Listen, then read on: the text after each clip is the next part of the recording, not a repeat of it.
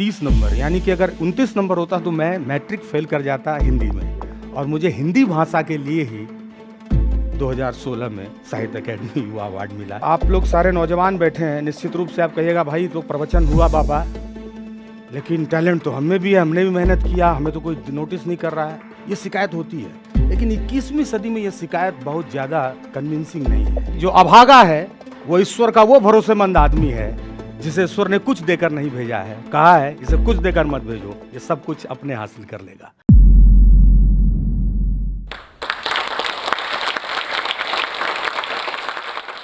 दो 2017 में मैं एक एग्ज़ाम में बैठा हुआ था। उन एग्ज़ाम के लिए जिसके लिए मैंने 7 साल 8 साल लगाए, अपने को गलाया। और मैं पीसीएस के एग्ज़ाम में बैठा हुआ था। मैंने एक सवाल देखा और जब मैं क्वेश्चन पेपर में मैंने अपना ही नाम देखा, अपनी किताब का नाम देखा, तो मुझे पहली बार लगा कि ज़िंदगी में कई बार कुछ सवाल भी बेहद खूबसूरत होते हैं। जहाँ हम हमेशा सवालों से भागते थे, वो सवाल मुझे इतना खूबसूरत लगा। और उससे भी ज़्यादा खूबसूरत और रोमांचक ये था कि उस सवाल का जवाब खुद हों। ज़िंदगी भर सवाल हल करने वाला व्यक्ति अगर सवाल बन के सामने आए और वो खुद उसका जवाब हो, तो कई बार ज़िंदगी से आपकी शिकायतें ख़त्म हो जाती हैं।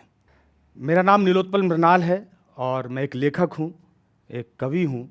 और मुझे 2016 में अपनी लेखनी के लिए, अपने उपन्यास डार्क हॉर्स के लिए साहित्य अकेडमी युवा पुरस्कार मिल चुका है।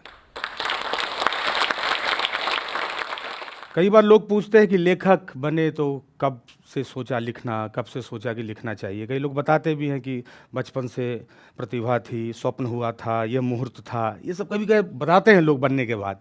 मेरे साथ ऐसा कुछ नहीं हुआ। 2014 की बात है, यूपीएससी संघ लोक सेवा आयोग की परीक्षा में कुछ उसके पैटर्न में बदलाव को लेकर एक आंदोलन चला था मुखर्जी नगर में, जो पूरे देश में फैला था। उस आंदोलन में मैं भी था। तो उस आंदोलन में भाग लेने के दौरान मैं लोगों के बीच में जाता था, लोगों को कन्विंस करता था, लोगों से बातचीत करता था। तो मुझे लगता था कि एक अनजान जगह में अगर एक मुद्दे पर मैं हजारों लोगों के बीच में जा रहा हूँ, उनको अपने साथ खड़ा कर रहा हूँ, उनके साथ हूँ, उनकी भाषा में उनसे बात कर रहा हूँ, उनके फीलिंग्स को पकड़ रहा हूँ, तो मुझे लगता है कि ये चीज़ें कहीं ना कहीं कुछ और मांगती हैं। मुझे लग रहा था कि मैं केवल इतना से ही करके वापस नहीं होना चाहिए, मुझे इसी को और भी कुछ बनाना चाहिए, यहीं पर कुछ ढूंढना चाहिए जिस रास्ते में इन लोगों के लिए कुछ और कर सकूं। और वहीं से मुझे लगा कि अगर मैं बोलकर अपने साथ लोगों को ले सकता हूं, अपने साथ चलने को कर सकता हूं, मैं उनके साथ चल सकता हूं, तो मैं लिख भी सकता हूं और लिख के इनकी कहानी पूरी दुनिया तक पहुंचा सकता हूं। तो वहीं से मैंने तय किया कि परीक्षाएं अपनी जगह पर है, एक और परीक्षा मेरा इंतज़ार कर रही है। और मैंने डार्क हॉर्स नाम का उपन्यास लिखा, जिसमें मैंने हिंदुस्तान के लाखों यूपीएससी छात्रों के उस दर्द को लिखा जहां 25 गज के कमरे में लोग मुखर्जी नगर में आग में तपते हैं, तप के सोना भी होते हैं और कई लोग जल के खाक हो जाते हैं। कई बार आप लोग देखते हैं कि लोग आपसे कहते हैं कि प्रतिभा क्या जन्मजात होती है। मुझे लगता है कि ये किसी भी मनुष्य के लिए अन्याय है अगर आप कहें कि तुम जन्म से कुछ लेकर नहीं आए हो। कई बार लोगों को कहा जाता है कि आप अभागे हैं तो पता नहीं आप कुछ कर पाएंगे कि नहीं। जिनके भाग्य में कुछ नहीं है, उनके हाथ में सब कुछ है, वो सब कुछ कर सकते हैं। और यूं समझिए कि जो अभागा है वो ईश्वर का वो भरोसेमंद आदमी है जिसे ईश्वर ने कुछ देकर नहीं भेजा है। कहा है इसे कुछ देकर मत भेजो, ये सब कुछ अपने हासिल कर लेगा। तो मेरा कहना यही है कि प्रतिभा ये केवल एक तत्व है सफलता का। कई बार आप प्रतिभा के अलावा अगर आप में परिश्रम है तो आप अपने हुनर को पहचानने का पहले अभ्यास कीजिए। कई बार लोग कहते हैं दिल की सुनो, जो दिल कहता है वही करो। तो दिल मिनट में 72 बार धड़कता है। दिल एक बात बोले तब ना। 1 मिनट में 72 बार धड़कने वाला दिल आपको कई बार 4, 5, 6 चीज़ों की तरफ ले जाता है। तो चॉइस ही जिंदगी का रास्ता हो, ये हर बार सही नहीं है। चॉइस के साथ आपका हुनर मैच करना चाहिए। तो कई बार अगर आपने 10 रास्ते देखे हैं या 10 चॉइस है आपकी, 4-5 चीज़ों में आपका मन लगता है, तो आपको कोशिश करना चाहिए थोड़ा सा निष्ठुर होकर, मूल्यांकन करना चाहिए कि मैं किस चीज़ का दक्ष हूँ या मैं किस चीज़ में मेरा हुनर है, और मैं अभ्यास करूँगा तो उसको और निखार पाऊँगा और दुनिया के सामने ले आ पाऊँगा। और वही रास्ता पकड़ के आप कीजिए तो आप निश्चित रूप से सफल रहेंगे।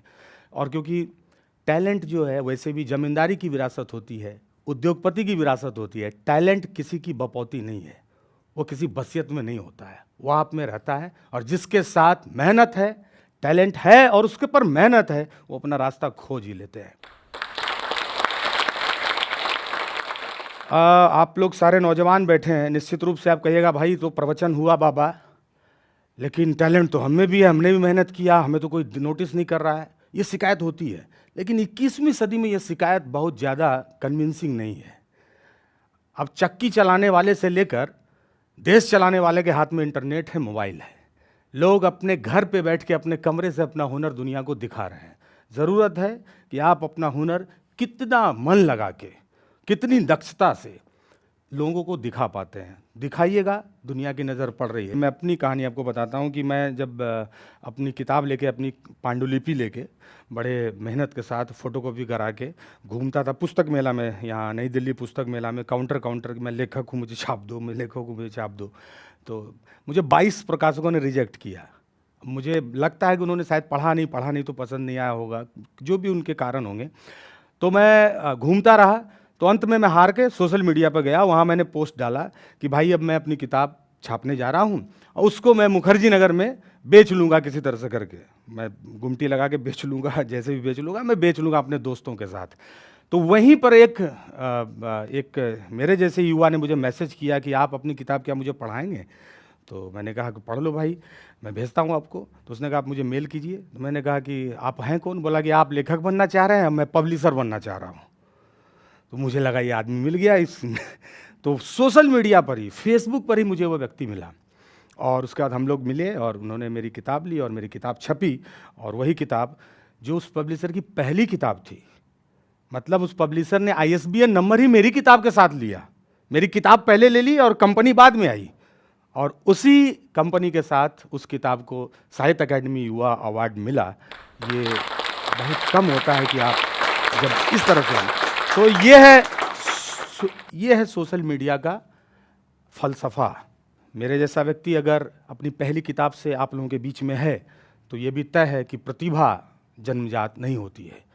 मुझे मैट्रिक में 30 नंबर था हिंदी में, आप समझ लीजिए 30 नंबर, यानी कि अगर 29 नंबर होता तो मैं मैट्रिक फेल कर जाता हिंदी में। और मुझे हिंदी भाषा के लिए ही 2016 में साहित्य अकादमी युवा अवार्ड मिला, जिसमें मैं मैट्रिक में केवल 30 नंबर ला पाया था। अगर मैं उसी एग्ज़ाम को अपनी ज़िंदगी का सबसे आखिरी एग्ज़ाम समझ लेता, तो मैं शायद यहाँ लेखन के एक लेखक के तौर पर यहाँ तक की यात्रा ही नहीं कर पाता। मेरी सारी उत्साह, मेरा सारा ऊर्जा उसी दिन मर जाता जिस दिन लोग मुझे कहते तुम क्या पढ़ोगे यार आगे जाके हिंदी में, जब तुमको 30 नंबर है। इसलिए ये भी तय है इससे कि आप एक एग्ज़ाम आपकी ज़िंदगी नहीं ख़त्म कर सकता। डार्क हॉर्स जो किताब मैंने लिखी, उसमें मैंने आखिरी में यही लिखा है कि जीवन तुम्हें दौड़ने के लिए कई रास्ते देती है, तुम कोई एक रास्ता पकड़ो और पता नहीं तुम किस रास्ते के डार्क हॉर्स साबित हो जाओ। ज़रूरत यह है कि तुम्हारे अंदर का घोड़ा, तुम्हारे अंदर की जिजिप्सा वो दौड़ती रहनी चाहिए, तुम कभी बैठो मत। और मंजिल जितना विराट होगा, दुख का रास्ता उतना लंबा होगा। कई बार आप दुख को आप विक्टिम की तरह बैठे रहते हैं, मैंने संघर्ष किया, मैंने संघर्ष किया, मैंने संघर्ष किया। भाई आपने संघर्ष किया, इसलिए सुख आप ही के पास है, इसलिए सफलता आप ही के पास है।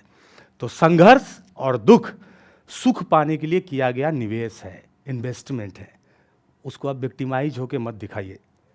संघर्ष को एंजॉय कीजिए, दुख को भी एंजॉय कीजिए। दुख मांझता है आपको, पॉलिश करता है, आपको हीरा बनाता है। तो एक छोटी सी कविता मैं सुना के आपसे विदा लूँगा।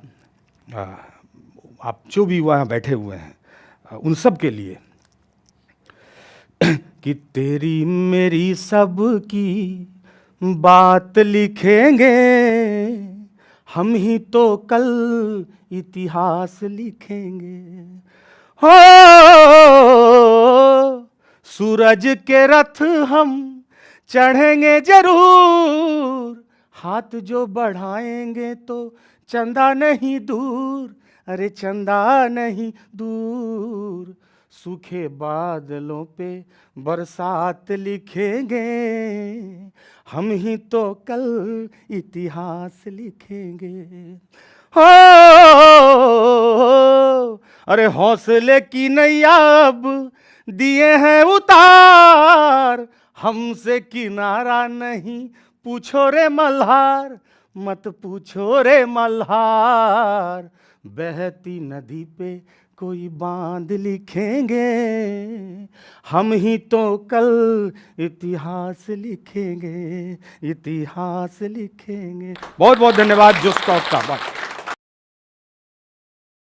अगर आपको मेरा वीडियो ठीक लगा तो जो स्टॉक के चैनल को सब्सक्राइब करें और अपने दोस्तों के साथ वीडियो शेयर करें, अपने घर वालों के साथ शेयर करें और हमें बताएं कि जो स्टॉक के प्लेटफॉर्म से जो ये बात निकली है वो आप तक कितना पहुंची है। धन्यवाद।